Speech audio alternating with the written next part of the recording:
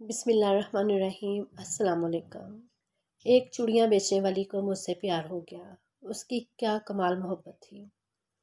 वो जहाँ भी जाती वहाँ की मशहूर चीज़ मेरे लिए तोहफे में लाती थी। वो मेरी खातिर मेरे शहर में 4 साल तक रही। रोज़ाना मेरी मिन्नतें करती और रोती रहती थी। कहती होती थी कि मेरे नाल शादी कर ले। मेरे लगातार इनकार पर वो वापस अपने आबाई गांव झंग चली गई। कुछ अरसे बाद मैं अपने दोस्तों के साथ बाहू सुल्तान के मज़ार पर गया। मैं उधर मज़ार के बाहर खड़ा था कि पीछे से किसी ने मेरा बाजू पकड़ा। देखा तो वही चूड़ियाँ बेचने वाली थी। खुशी के मारे वो कहने लगी कि मेरी दुआ रंग ले आई, तेरा दीदार हो गया, साड़ी ईद हो गई। मैं जब भी दरबार पर आती थी तुझे मांगती थी, अब तेरे लिए बैठी हूँ, शादी नहीं की। फिर उसकी आंखों में आंसू आ गए। कहने लगी, भीख मंगना, चूड़ियाँ बेचना मेरा कसूर तो नहीं है ना, ये तो मेरी किस्मत का, मेरे नसीब का कसूर है। तो सज़ा मुझे क्यों मिल रही है।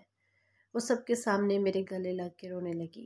कहने लगी कि एक दफ़ा मेरे साथ मेरे घर चलो।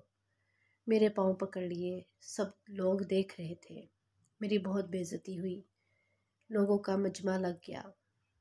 दोस्तों ने बोला कि चलो एक दफ़ा हो आते हैं। मैंने हाँ कर दी तो वो भाग कर गाड़ी में बैठ गई। उसका घर 50 किलोमीटर दूर था। सारे रास्ते वो बहुत खुश थी। हम उसके गांव पहुंच गए। वहां सब घर कच्चे थे, लेकिन सफाई पक्के घरों से भी ज़्यादा थी। सब लोग मुझे अजीब नज़रों से देख रहे थे। हम उनके घर पहुंचे तो उसकी सब सहेलियां जमा हो गई। फिर उसने हमारे लिए क्या मज़े का खाना बनाया। उसके घर वालों ने मुझे बताया कि ये लड़की तो सारा वक्त तुम्हारे नाम की तस्बीह करती रहती है। और फिर जब हम वापस आने लगे तो उसकी आंखों से आंसू नहीं रुक रहे थे। मेरे हाथ चूम कर कहने लगी कि तेरा कसूर नहीं है, मेरी किस्मत का कसूर है जो मैं चूड़ियाँ बेचने वाली के घर में पैदा हुई। बड़ी मुश्किल से हम सब ने इसे चुप कराया और फिर हम वापसी के लिए निकल पड़े। मैं कार के शीशे में से देख रहा था कि वो तब तक देखती रही जब तक हमारी गाड़ी उसकी नज़रों से दूर नहीं हुई। वो हमारी मुलाकात आखिरी थी। फिर एक दिन मेरा उससे मिलने को दिल किया तो मैं उसके गांव चला गया।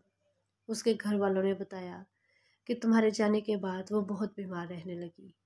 खाना पीना हंसना सब छोड़ गई थी और एक दिन उसकी मौत हो गई। मुझे उससे मोहब्बत तो नहीं थी, पर मैं आज भी उसे रोज़ याद करता हूँ और हर साल ईद के दिन उसकी कब्र पर जाता हूँ। तेरे बात नज़र नहीं आती मुझे कोई मंजिल, किसी और का होना मेरे बस की बात नहीं। वीडियो पसंद आए तो लाइक करें और चैनल को सब्सक्राइब करें।